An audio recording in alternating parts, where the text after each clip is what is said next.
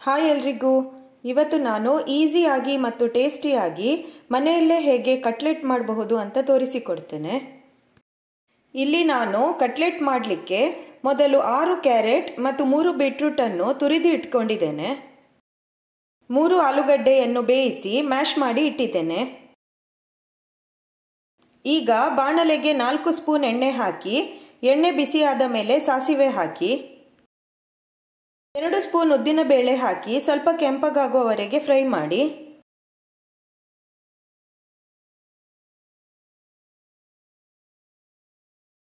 ಶುಂಠಿ ಪೇಸ್ಟನ್ನು ಹಾಕಿ 1 ನಿಮಿಷ ಫ್ರೈ ಮಾಡಿ.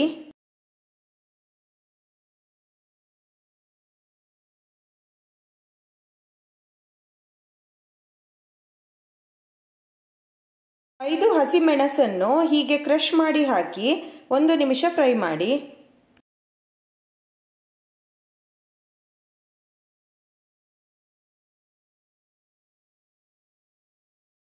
ಸಣ್ಣಗೆ ಹೆಚ್ಚಿದ 2 ಈರುಳ್ಳಿಯನ್ನು ಹಾಕಿ 2 ನಿಮಿಷ ಫ್ರೈ ಮಾಡಿ.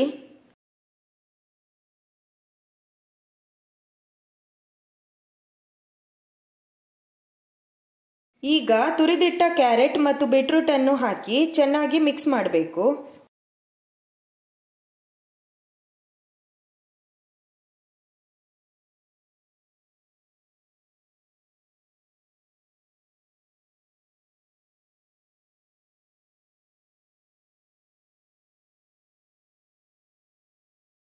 ಮುಚ್ಚಳ ಮುಚ್ಚಿ ಬೇಯಿಸಿ.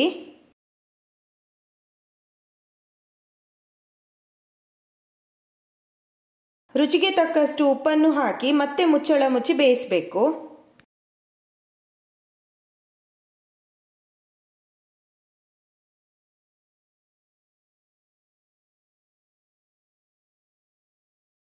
ಈಗ ಮುಚ್ಚಳ ತೆಗೆದು ನೀರಿನಂಶ ಏನಾದರೂ ಇದ್ದರೆ ಹೈ ಫ್ಲೇಮ್ನಲ್ಲಿ 2 ನಿಮಿಷ ಮಿಕ್ಸ್ ಮಾಡ್ತಾ ಬೇಯಿಸಬೇಕು.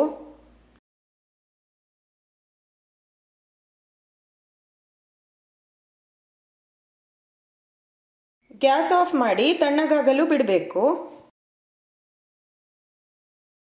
ಇದಕ್ಕೆ ಮೊದಲೇ ಬೇಯಿಸಿ ಮ್ಯಾಶ್ ಮಾಡಿಟ್ಟ ಆಲೂಗಡ್ಡೆಯನ್ನು ಹಾಕಿ ಅರ್ಧ ಸ್ಪೂನ್ ಗರಂ ಮಸಾಲ ಹಾಕಿ ಚೆನ್ನಾಗಿ ಮಿಕ್ಸ್ ಮಾಡಿ.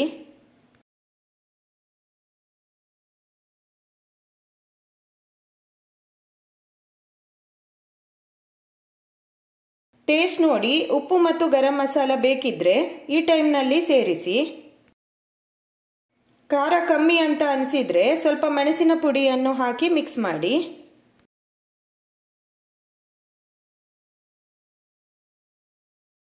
ನಾನು ಇಲ್ಲಿ ಕಟ್ಲೆಟನ್ನು ರೌಂಡ್ ಶೇಪ್ನಲ್ಲಿ ಮಾಡ್ತಾ ಇದ್ದೇನೆ. ನೀವು ನಿಮಗೆ ಬೇಕಾದ ಶೇಪ್ನಲ್ಲಿ ಮಾಡಬಹುದು.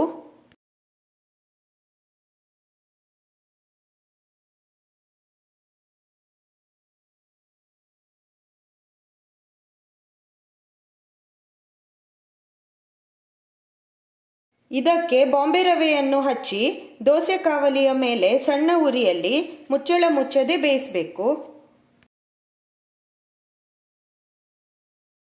ಎಣ್ಣೆ ಅಥವಾ ತುಪ್ಪವನ್ನು ಹಾಕಿ ಕಾಯಿಸಿ.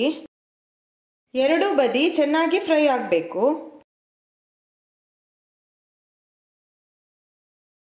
ಇದು ಟೊಮೆಟೊ ಸಾಸ್ ಮತ್ತು ಚಟ್ನಿಯೊಂದಿಗೆ ತಿನ್ನಲಿಕ್ಕೆ ತುಂಬ ರುಚಿಯಾಗಿರ್ತದೆ. ಇಲ್ಲಿ ನಾನು ಒಂದೆಲಗ ಅಥವಾ ಬ್ರಾಹ್ಮಿ ಎಲೆಯ ಚಟ್ನಿಯನ್ನು ಮಾಡ್ತಾ ಇದ್ದೇನೆ. ಈ ಚಟ್ನಿ ಕಟ್ಲೆಟ್ಗೆ ಒಳ್ಳೆಯ ಕಾಂಬಿನೇಷನ್. ಒಂದು ವೇಳೆ ಒಂದೆಲಗ ಇಲ್ಲದಿದ್ದರೆ ಶುಂಠಿ ಚಟ್ನಿಯನ್ನು ಮಾಡಿ. ತೆಂಗಿನಕಾಯಿ ತುರಿ, ಹಸಿಮೆಣಸು, ಶುಂಠಿ, ಒಂದೆಲಗದ ಎಲೆಗಳು, ಸಣ್ಣ ತುಂಡು ಹುಣಸೆ ಹುಳಿ, ರುಚಿಗೆ ತಕ್ಕಷ್ಟು ಉಪ್ಪು, ಸ್ವಲ್ಪ ನೀರು ಹಾಕಿ ಗ್ರೈಂಡ್ ಮಾಡಿದರೆ ಒಂದೆಲಗದ ಚಟ್ನಿ ರೆಡಿ ಆಯಿತು.